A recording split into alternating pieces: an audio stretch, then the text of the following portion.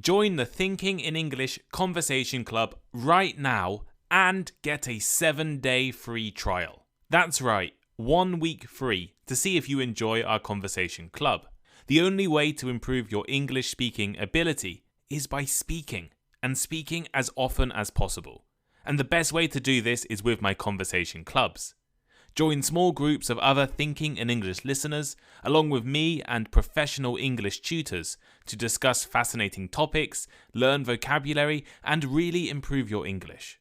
All of our clubs are conducted online and are an amazing space to practice, test yourself, and meet interesting people. We run clubs 6 times a week, and the more of you who join, the more sessions we will run in the future. You can join the Conversation Club right now for just $10 a month. And if you sign up today, you can get a 7-day free trial. Click the link in the description or go to www.patreon.com/thinkinginenglish to join now. Hello, I'm Tom Wilkinson and welcome to the Thinking in English podcast, a podcast for intermediate to advanced level English learners. Last week, the US Supreme Court decided to end affirmative action, a policy that has helped millions of people from underrepresented communities enter top universities and get better jobs. Let's discuss what affirmative action is in more detail, why the Supreme Court ruled it unconstitutional, and what could happen next on today's episode of Thinking in English. You can find the full transcript over on the Thinking in English blog for free. The link is in the description. Here is today's vocabulary list. Race. Race. The idea that people can be divided into different groups based on physical characteristics that they are perceived to share, such as skin color, eye shape, etc. For example, discrimination on the grounds of race will not be tolerated. Diversity. Diversity. The fact of many different types of things or people being included in something, or a range of different things or people. As in, does television adequately reflect the ethnic and cultural diversity of the country? Discrimination. Discrimination.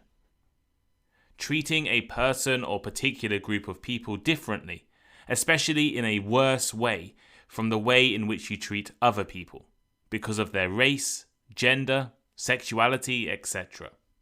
For example, the law has done little to prevent racial discrimination and inequality. To marginalize. To marginalize. To treat someone or something as if they are not important. As in, now that English has taken over as the main language, the country's native language has been marginalized. Underrepresented. Underrepresented. If a type of person or thing is underrepresented in a group or organization, there is not enough of them in it. As in, Hispanics are underrepresented in US political institutions. Preferential. Preferential. Used to say that something that someone is given is better than what other people receive. For instance, single mothers have been given preferential access to council housing. Representation. Representation. The fact of including different types of people, for example in films, politics, or sport, so that all different groups are represented. For example, what is the reason for the lack of female representation on top boards? A level playing field. A level playing field. A situation in which everyone has the same chance of succeeding. For instance, if the quality of high schools varies so much, how can everyone start college on a level playing field? Today's vocabulary is quite difficult, so I've also made an extended vocabulary list available over on the transcript. The link is in the description.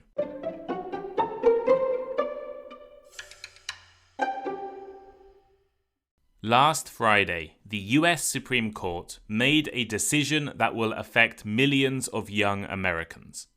They ruled that your race cannot be considered by universities during applications. Since the 1960s, many colleges and educational institutes in the US adopted a policy known as affirmative action. I'll explain more shortly, but it was basically a way to increase the diversity of universities and the workplace. It was a form of positive discrimination. While this policy has often annoyed and angered many white Americans, it has helped millions of Black, Hispanic, and Native American students enter top colleges and access the highest levels of education. The Supreme Court's decision is the latest in a series of highly controversial rulings. Last year, I recorded episodes on the US Supreme Court itself and its decision on the right to abortion. I recommend you listen to them both. In fact, on the same day as the decision to end affirmative action, the Supreme Court also allowed businesses to discriminate against LGBT customers in some cases, and ruled against Joe Biden's policy of student loan forgiveness. The affirmative action ruling by the court has made headlines across the world. I think there were at least 5 different articles from the BBC about it, and The Economist instantly published a debate between 2 different people. And discussions about affirmative action were appearing all over social media. So I thought I would take a deeper look into affirmative action today. We'll look at what affirmative action actually means, the history of the famous policy, the Supreme Court's decision, and end by asking if the end of affirmative action could be an opportunity for a better solution. Affirmative action is a policy that aims to promote diversity by providing opportunities to people from groups that have been historically marginalized or underrepresented. It focuses on areas such as workplaces, professions, and educational institutions. The goal is to ensure equal access and equal treatment for all individuals, regardless of their race, gender, ethnicity, and disabilities. Certain groups have faced discrimination and prejudice throughout history. This has resulted in their limited representation in parts of society. For example, less women in certain professions or less disabled people at top colleges. Through affirmative action, societies attempt to create a more inclusive environment by giving these groups more opportunities. One example of how affirmative action works is with colleges. Universities may give preferential treatment to students from underrepresented groups. This means that if 2 candidates have similar qualifications, the university might choose the candidate from the underrepresented group to ensure a more diverse student body. The aim is to provide individuals from historically marginalized groups with greater access to education and increase their representation in higher education. This is actually how I attended university in the UK. Unlike in America, where affirmative action is mainly based on race, many universities in the UK also include social class or wealth as a factor. So when I applied to the University of Nottingham back in 2012, they made it easier for me to enter compared to my wealthier classmates because I come from a working class family. Similarly, in the workplace, affirmative action policies may involve setting targets or quotas to ensure a diverse workforce. Companies may recruit and hire individuals from underrepresented groups to create a workforce that reflects the diversity of the population. For instance, if an organization notices a lack of female representation in senior positions, it may decide to promote and support the advancement of women within the company. The general idea is to create universities and workplaces that represent society. For many different reasons, it has been challenging for people of colour, women, disabled people, and other groups to sometimes enter top universities and get the best jobs. Affirmative action aimed to end this. Affirmative action in the USA was officially started by President Lyndon Johnson in the 1960s. This was at the heart of the civil rights movement in the USA, with people campaigning for greater rights and opportunities for African Americans. The roots of affirmative action can be traced back to the Civil Rights Act of 1964, which outlawed or banned discrimination based on race, colour, religion, sex, or national origin. However, the Act did not explicitly mention affirmative action, as it initially focused on ending discrimination rather than promoting inclusivity. It was in 1965 that affirmative action began to take shape. The concept emerged in response to persistent inequality and the need for measures to level the playing field for disadvantaged communities. President Johnson understood that ending segregation and ensuring legal equality were not enough to rectify the long-standing imbalances faced by African Americans. In 1965, Johnson issued Executive Order 11246, which required federal contractors to take affirmative action to promote equal employment opportunities. This order marked the first step towards implementing affirmative action in the United States. It aimed to increase the representation of African Americans and other groups in the workforce by encouraging companies that had federal contracts to actively recruit and hire qualified individuals from underrepresented communities. Over time, affirmative action expanded further. Various executive orders, court decisions, and legislation extended affirmative action to educational institutions, government agencies, and even private employers. Affirmative action policies were implemented to ensure that admission processes in college and universities considered race as a factor, in order to encourage diversity and address historical disadvantages. So, now you know the history and what affirmative action is. What are the pros? What are the benefits of affirmative action? And why has it been criticized in the USA over the past few years? Let's take a look at some of these arguments. Arguments for affirmative action. One of the main arguments for affirmative action is that it helps to level the playing field and promote equal opportunities for historically disadvantaged groups. By considering factors such as race or gender in college admissions or employment decisions, affirmative action aims to end the discrimination that has held back marginalized communities. It aims to create a more inclusive society where everyone has a fair chance to succeed. Affirmative action is often seen as a way to foster diversity and inclusion. By actively trying to diversify student bodies and workforces, affirmative action aims to create environments that reflect the broader society and allow people from different backgrounds to contribute their unique perspectives and experiences. This can enrich learning environments, promote understanding, and lead to better innovation. Advocates also argue that affirmative action is a necessary tool for redressing historical injustices. They believe that centuries of discrimination and oppression has created disadvantages for certain groups, particularly racial and ethnic minorities. Affirmative action seeks to address this imbalance by providing opportunities to those who have been historically marginalized. Arguments against affirmative action.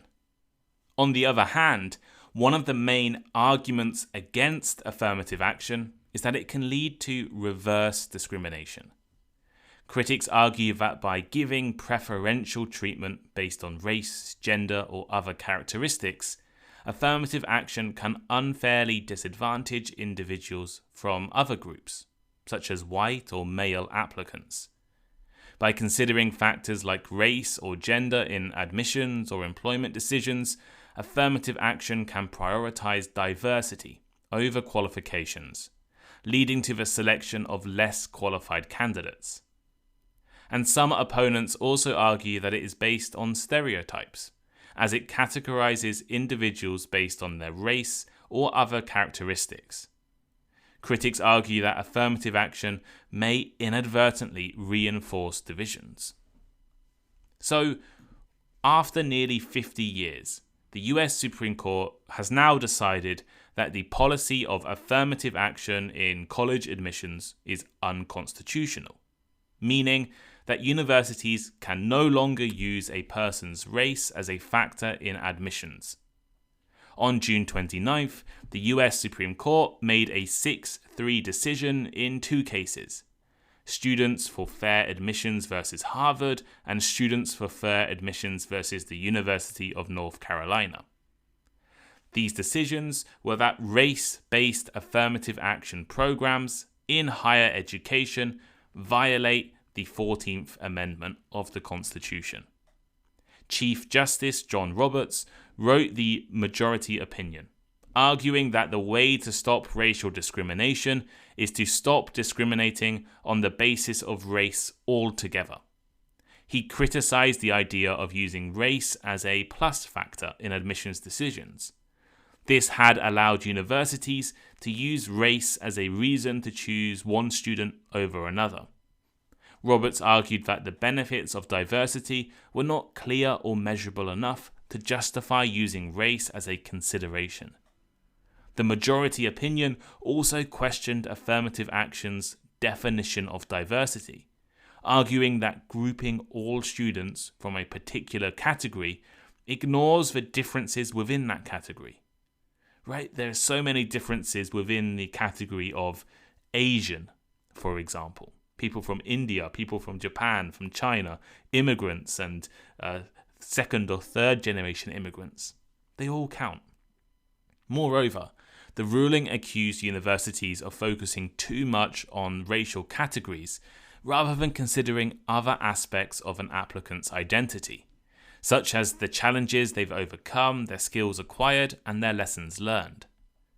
Justice Sonia Sotomayor and Justice Ketanji Brown Jackson, on the other side of the decision, argued that affirmative action has been an important tool in promoting inclusivity and equality in higher education and American society. But now affirmative action has been stopped. What could happen next? Well, the ruling may result in a decrease in the minority students attending top universities. Already, bans on affirmative action in certain states have led to a decline in minority students attending top universities. Universities may explore new methods to promote diversity, such as increasing outreach efforts or implementing new schemes. Moreover, affirmative action based on wealth and family income could be emphasized to boost diversity and provide more opportunities. Elite universities in America also run two other forms of easy admission, which have been much criticized. Legacy admissions, so the children and grandchildren of former students, can enter top universities more easily than non-legacy students.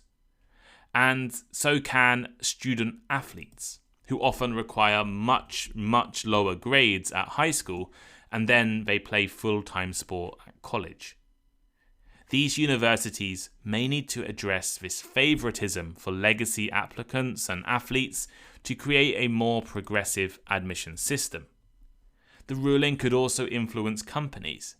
Many companies supported affirmative action, emphasizing the importance of diversity in education and the workforce. Certain professions, such as law and medicine, already struggle with diversity, and the ruling may make the issue worse. Although it may be difficult, I think ending affirmative action based on race is a chance for the USA to create a new and fairer version of affirmative action based on wealth. Universities have relied heavily on race and overlooked economic disadvantage in admissions, leading to a lot of wealthy minority students. In the UK, for example, the most underrepresented group at universities is not who you would imagine: white working class men. White working class men are the least likely group to enter top universities in the UK, and that's why I was given an easier admissions process. Universities and professions in the US should also focus on socio-economic factors rather than having a simple focus on race.